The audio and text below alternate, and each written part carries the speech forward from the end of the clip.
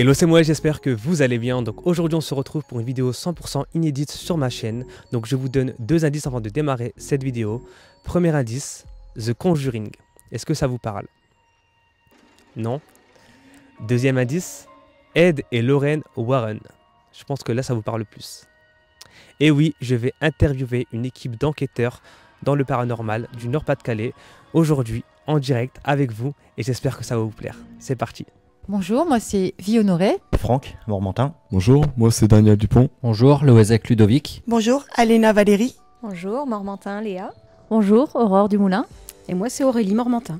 Alors j'aimerais que vous me racontiez un petit peu votre parcours.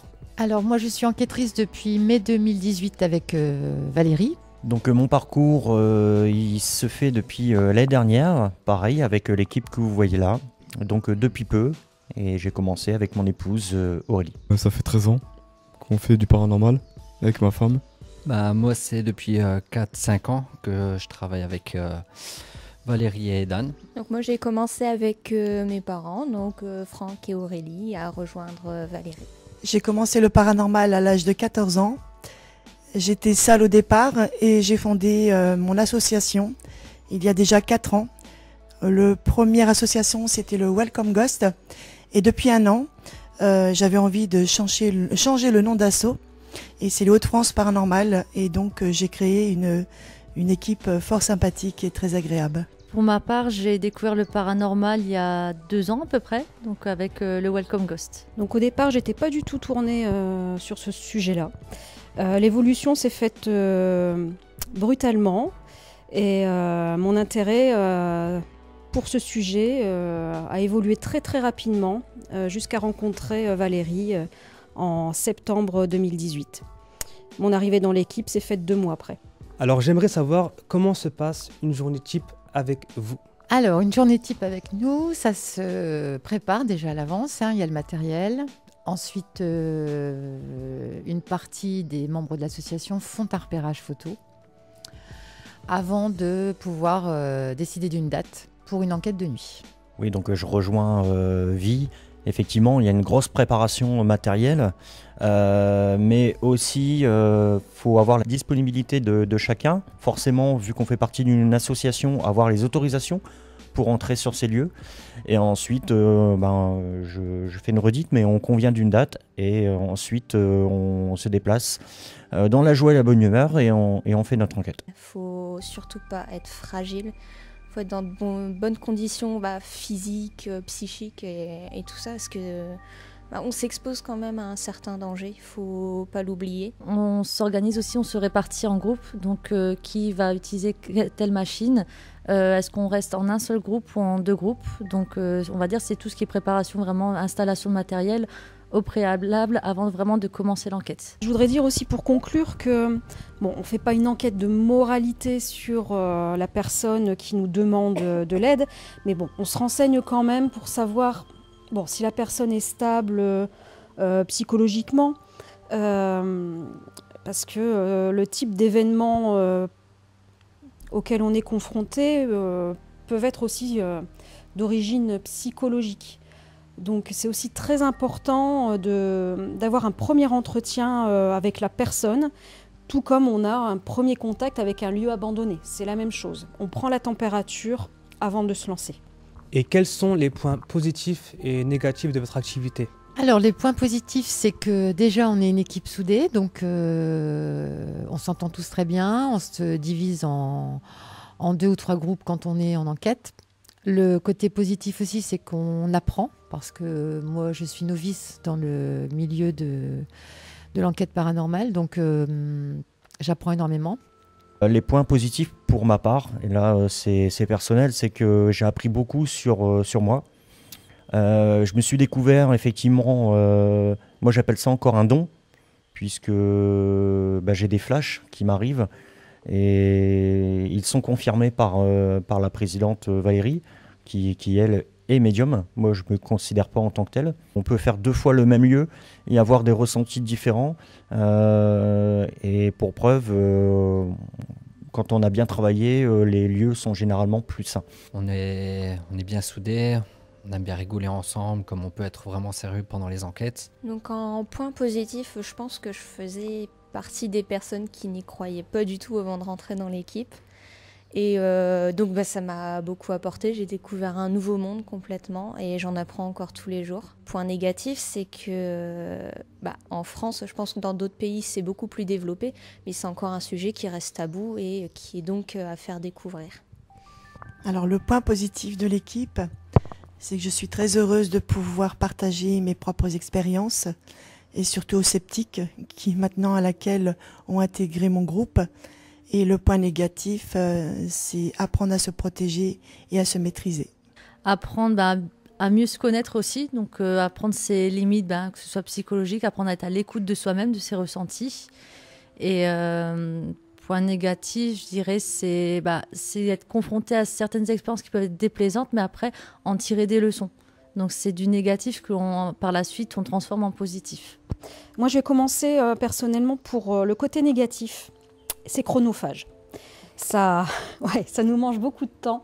Mais en même temps, si on s'investit dans l'association, on le veut bien. Voilà, c'est une passion aussi. C'est une passion et quand on voit les résultats, quand on voit qu'on peut venir en aide à des familles, qu'on peut apaiser des lieux, voilà, c'est banco. Le but est atteint.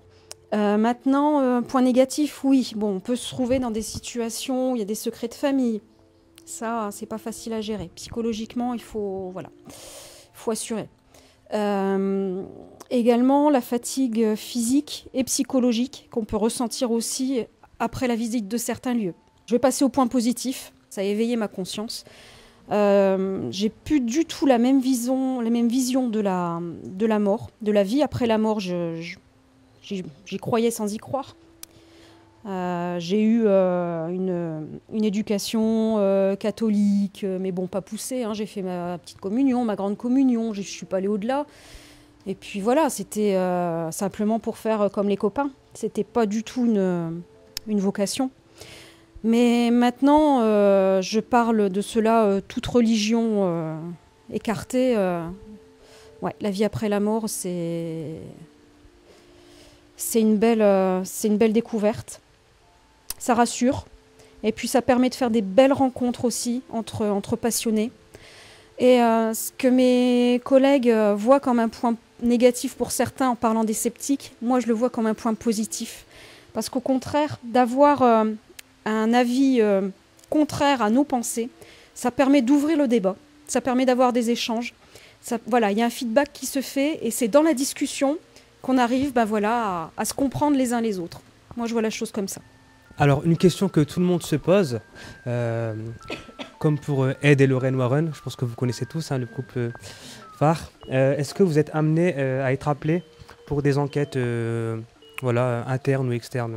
Alors effectivement, oui, on peut faire des enquêtes en dehors de nos propres recherches chez des particuliers à la demande.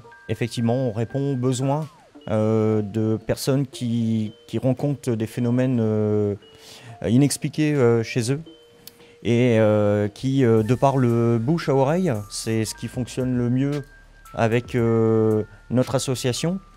Nous, on ne cherche pas à faire la une des plateaux de télé, bien au contraire, mais plus qu'on reste comme on est, c'est-à-dire discret, mais en même temps reconnu de par notre travail.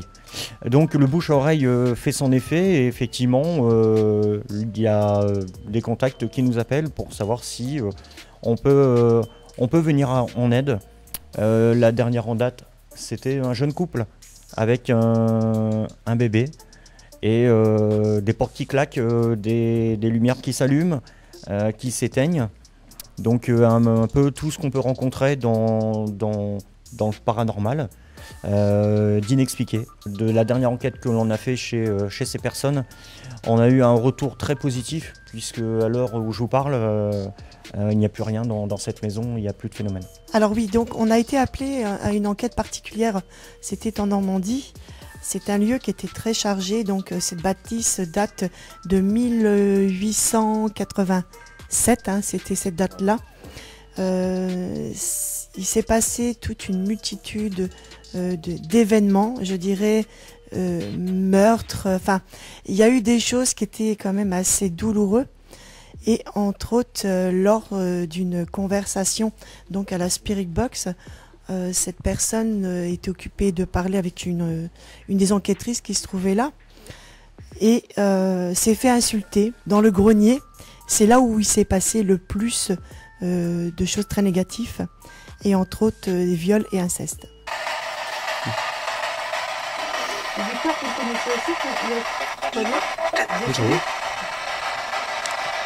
Oui, c'est un infanticide. Victor, c'est une belle mère. Louise, c'est un infanticide. T'as dit? Oh! Bah, je suis désolée, je l'ai dit. Bah ouais. Pourquoi? Quand même. Lumière! Allumez la lumière, s'il vous plaît.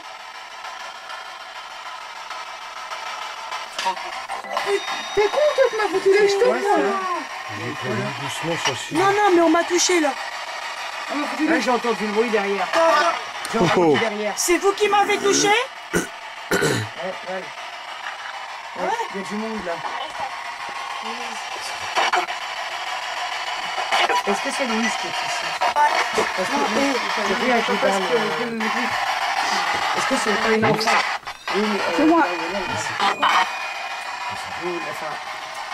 Le K2, oh pardon. Le K2, il est monté jusqu'à dans le orange.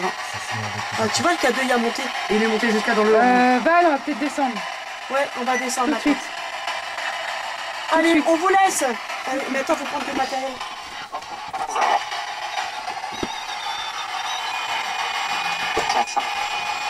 On s'en va. Qui c'est qui prend C'est une page, je l'éteins. On se met un peu pour les grandes têtes. Vas-y, j'ai la loupe chiotte et je vous laisse aller devant. Je vous éclaire. T'as raconté dans tes fesses. T'as vu ce qu'a dit? Il est neuf. On n'a rien oublié? Les propriétaires sont encore dans cette maison mais ressentent encore les effets négatifs de ce lieu. On a beau faire venir des prêtres parce qu'on travaille aussi, hein, on n'est pas habilité à pouvoir aller au-delà de tout ça. Donc on fait venir des prêtres quand on n'est pas habilité de pouvoir les aider autrement. Et est-ce que vous avez déjà réalisé une enquête dans un lieu abandonné où, voilà, où personne n'habite? Oui, donc les lieux abandonnés, forcément, on en est très friand. Historiquement, de par l'architecture, le charme qui peut se dégager de tous ces lieux. Et on parle d'âme aussi pour les lieux.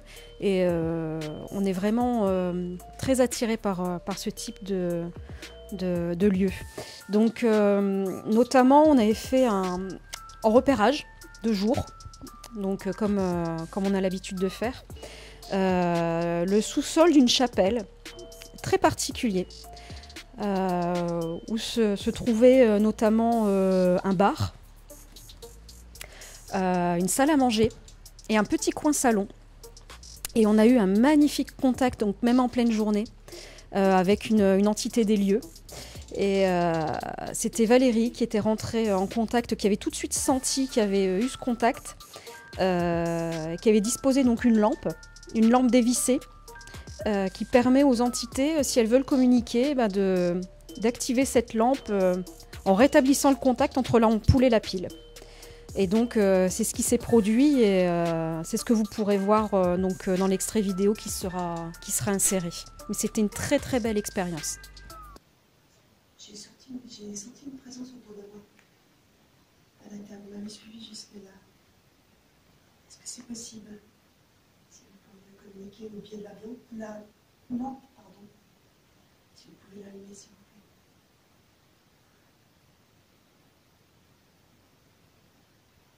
Est-ce que c'est possible d'allumer la lampe? Je vais peser sur le fauteuil. Vous avez juste appuyé dessus.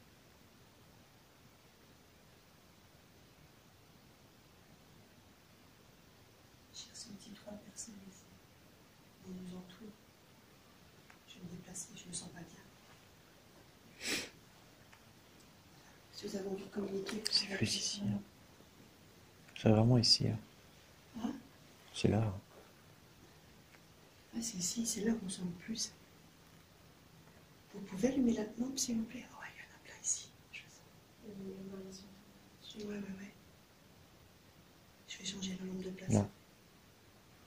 Ah. Vous pouvez allumer la lampe? Ah, voilà. Merci. Merci.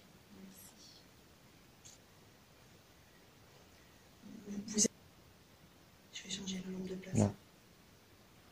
Ah. Vous pouvez allumer la lampe? Ah, voilà. Merci. Merci. Donc maintenant, j'ai une question pour les médiums et toutes les personnes qui ressentent des choses. Est-ce qu'il y a une évolution possible en tant que médium, oui ou non? Et si oui, laquelle? Alors, je suis médium depuis l'âge de mes 5 ans. Ma première expérience a été très enrichissante. Ça m'a éveillée, ça a ouvert mon esprit à un autre monde. Et depuis, j'ai évolué parce que j'ai appris, et grâce à ma grand-mère aussi, qui était médium, m'a aidé à évoluer, à comprendre aussi les principes et les mises en garde. Et on évolue, oui, personnellement, oui, mais il faut prendre son temps. Et il y a des choses à apprendre. Et on évolue toujours de toute manière. Je pense très sincèrement que médium, oui, ça se construit. Ça se construit, il faut être psychologiquement très fort. Pour l'instant, j'en suis qu'à mes prémices de la médiumnie, on va dire. Et concernant les enquêtes, est-ce qu'elles sont aléatoires? Est-ce que vous les choisissez? Est-ce que parfois vous refusez des enquêtes? Alors moi, je suis ouverte à toutes les enquêtes. C'est-à-dire que moi, j'ai pas le ressenti que Franck a, ni Valérie, ni les autres. C'est-à-dire quand je rentre dans un lieu, je suis pas réceptive. C'est-à-dire que j'ai l'esprit d'aventure et de découverte, mais j'ai l'esprit d'aventure. Donc pour moi, on me propose demain un lieu qui pourrait être dangereux, je pense que j'irai. Parce que justement, j'ai envie de découvrir ce qui est dangereux. Et pourquoi c'est dangereux. Parce que souvent, Dan et moi, on est les plus tenaces. Téméraire.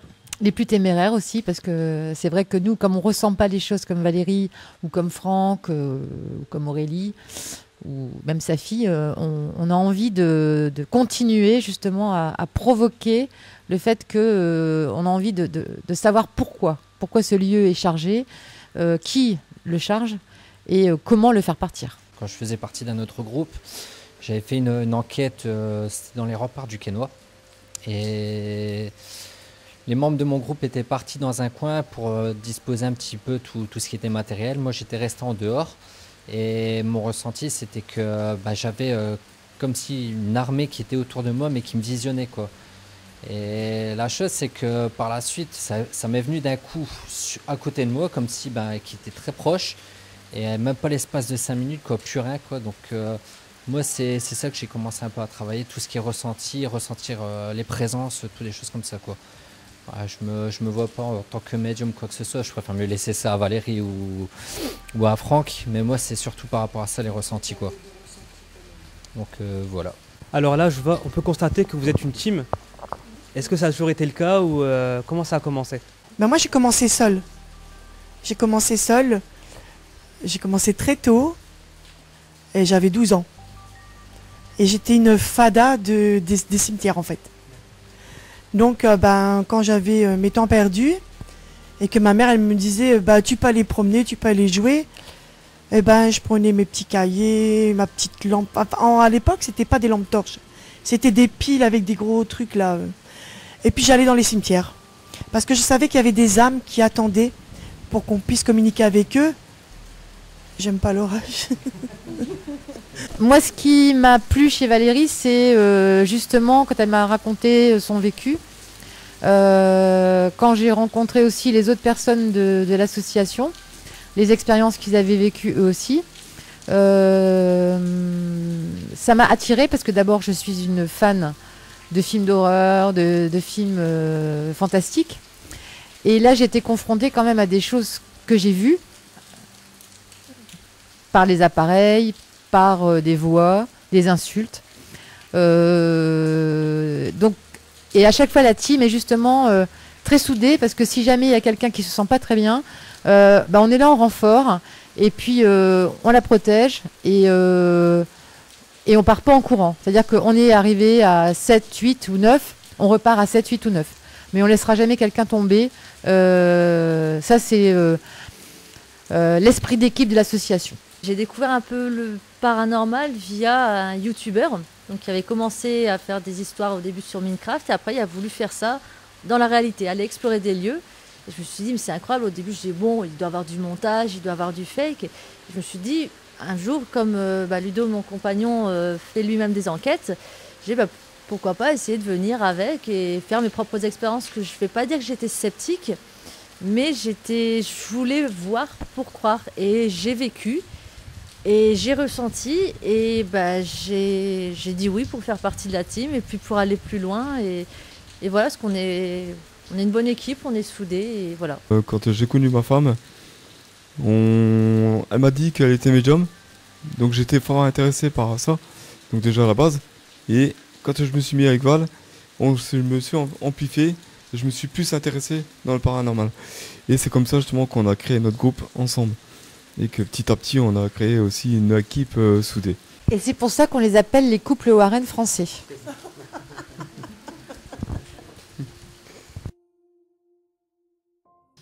Belgique.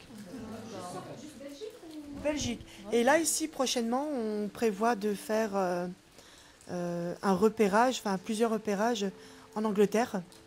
Et si tout va bien, d'ici 2 ans, on voudrait aller plus loin. Et donc là, c'est la surprise, en fait. Voilà. On sera au courant alors. Oui, totalement.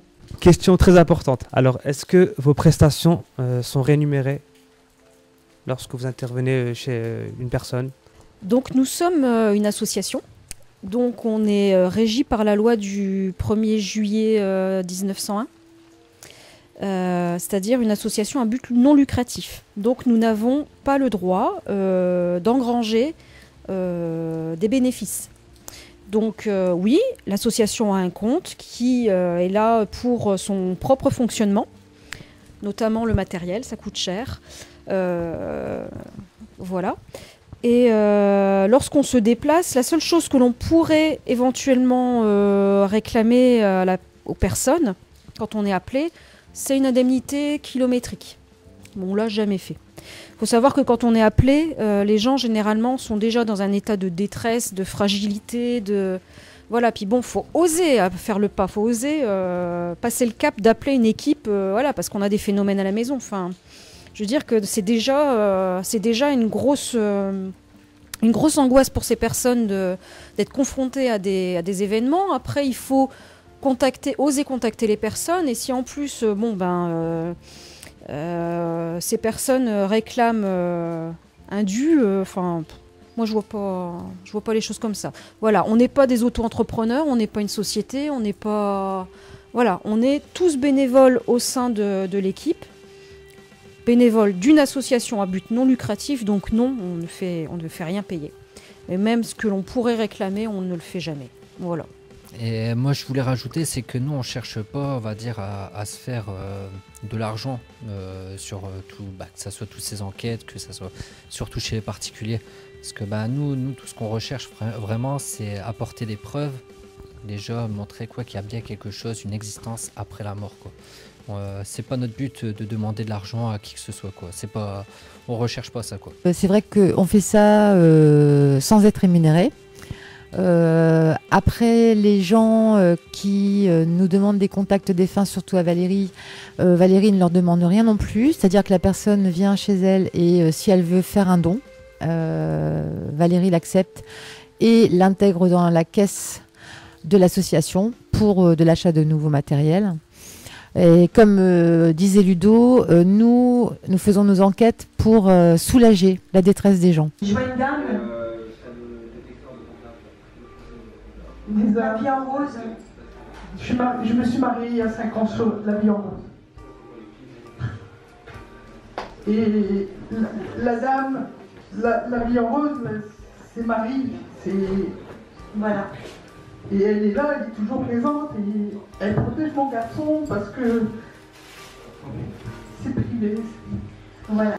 Alors un dernier mot sur ce qu'on vient de dire. Il faut savoir aussi que nous avons une chaîne YouTube C'est pareil, les vidéos sont libres. Nous, on reste dans ce domaine donc de la gratuité, puisque effectivement, on voit mal faire payer les gens pour se faire connaître. On veut rester comme on est là. Une bande de copains, beaucoup de camaraderie. On se téléphone régulièrement. Dès qu'il y en a un qui est malade, on prend tout de suite de ses nouvelles. Et on se voit même en dehors des enquêtes pour faire la fête, quoi. Nous sommes des gens normaux. Eh ben moi, mes parents étaient un peu surpris au début. Ils étaient curieux. Ils demandaient si j'avais des résultats ou comment ça se passait. Et donc, je leur raconte. Après, ils disent « Ah, en effet, machin ». Alors, je leur montre aussi des fois un peu les vidéos où je leur dis quand on a pu ressentir des choses plus intenses que d'autres fois. Et puis voilà, ils sont curieux, mais sans plus s'en intéresser. Eux, ils sont, surtout mon père, il est plus sceptique, vraiment terre à terre, cartésien. Déjà, à la base, on était vachement ouverts dans tout ce qui était paranormal. Surtout ma mère. Mon père il est un petit peu réticent par rapport au fait que toujours la crainte que je rapporte quelque chose de négatif ou de malsain. Franchement, du moment que je fais attention, que je ramène rien du tout, quoi. C'est ça, simplement ça, quoi. Donc voilà. Dans notre entourage, nous avons la maman d'Aurélie, mon épouse, qui est très friande justement de ce que l'on fait. Après, au niveau professionnel, pour ma part, j'ai un de mes collègues qui fait partie de l'association, qui n'est pas là aujourd'hui, Jérôme, qui est un peu le bout en train de l'équipe. Et puis au niveau familial, moi je trouve que ça nous a pas mal rapprochés. Hein, voilà. Parce qu'on vit des belles choses ensemble. Léa qui est en pleine préparation de son bac au niveau philo, ça a permis pas mal de discussions avec son prof de philo. Voilà, ça aussi, ça ouvre pas mal l'esprit. On nous prend pour des fous. Ils me prennent vraiment pour un fou, quoi. Il y a un collègue de mon boulot qui s'intéresse et forcément, je partage ça qu'avec lui parce qu'avec d'autres personnes, j'évite le sujet. Donc voilà.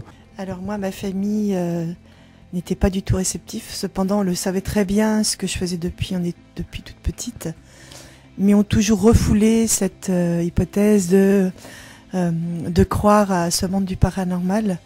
Et c'est toujours le cas pour la plupart.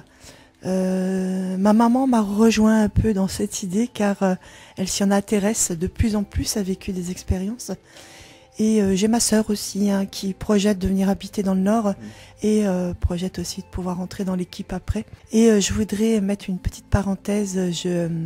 J'ai été guidée par mes grands-parents qui ne font plus partie de ce monde, qui ont été enquêteurs paranormaux aussi dans les années 1970. Et je les ai rejoints en 78. J'étais très jeune, mais m'ont guidée dans ce domaine à apprendre à maîtriser toutes les techniques et aussi les mises en garde. Donc grâce à eux, j'ai découvert ce monde du paranormal. J'ai perdu un fils unique, donc je voulais comprendre pourquoi, où il était. Quand j'en ai parlé à mes proches, ils m'ont dit que d'aller voir des personnes comme ça, médiums, c'était dépenser de l'argent inutilement. Et en fait, j'ai croisé Valérie au hasard de 2 personnes qui la connaissaient, qui ne se connaissaient pas. Et qui m'ont dit va voir Valérie parce que c'est quand même quelqu'un qui a un don incroyable. Elle va te voir et elle va te parler de ton enfant. Et effectivement, c'est ce que j'ai fait. Je suis allée la voir avec quelques objets. Et là, elle m'a rassurée. Je l'ai revue quelques mois après, au mois de mai, où là, j'ai su que voilà, mon fils était passé, qu'il était bien. Et elle m'a proposé d'entrer dans l'association. Donc ce que j'ai fait. Et quand je parle des enquêtes que l'on fait avec le matériel, parce que moi, comme j'ai expliqué tout à l'heure, je ne suis pas du tout aussi réceptive que les autres, mais que quand j'ai un matériel devant moi qui me fait apparaître une forme, une silhouette, alors qu'à côté il y a une personne humaine et à côté il n'y a rien, là je suis époustouflée et je me dis qu'effectivement oui, les âmes existent. Comme disait Franck, on se côtoie aussi en dehors des enquêtes, donc que ce soit par Messenger, par SMS, voilà, on s'organise des petits trucs entre nous et aussi en dehors de nous. Donc, je reviens sur la même chose, quoi. à dire, c'est vrai quoi que malheureusement surtout par rapport à mon travail j'ai pas trop la possibilité de faire beaucoup de choses au sein du groupe. C'est pour ça que je me mets quand même plus à 100% pendant les enquêtes, que ça soit de l'aide, tout ce qui est la logistique, toutes des choses comme ça, quoi. Oui, nos loisirs, maintenant c'est loisirs paranormal. Hein. Non, mais aussi on se trouve du temps pour nous, si, heureusement. Il faut savoir le trouver. Hein, parce qu'on a 2 plus jeunes enfants aussi et on partage énormément de choses avec eux aussi, mais pas le paranormal. On va dire qu'il n'y en a pas beaucoup qui sont au courant ou qui s'intéressent à ça, mais en parlant de ça, j'ai une de mes amies qui commence à se confier à moi et qui vit apparemment aussi des choses. Donc c'est comme ce que mes parents disaient juste avant, c'est que en parlant, on se rend compte que d'autres personnes vivent aussi des choses et voilà, ça permet d'enlever cet esprit tabou qu'il peut y avoir autour de ça. Donc oui, c'est important de partager justement. On accueille des animaux et moi j'ai une passion, c'est mes animaux, ma famille. Et c'est ce qui est le plus important. Mais on essaye de prendre du temps pour se promener, se régénérer, de sortir, d'aller à la campagne ou soit s'oxygéner parce que c'est important de vivre ça. Mais il faut apprendre aussi à se maîtriser et se dire il n'y a pas que le paranormal en fait. Alors oui, moi j'ai une activité professionnelle et que j'aime beaucoup d'ailleurs. Et une deuxième passion qui est le cinéma puisque je suis comédienne. Je tourne pour pas mal de jeunes réalisateurs dans des courts-métrages avec une spécialisation bien sûr horreur, thriller, fantastique. J'avoue que si je n'avais pas cette passion, le cinéma plus les enquêtes, étant seule, je m'ennuierais énormément le week-end.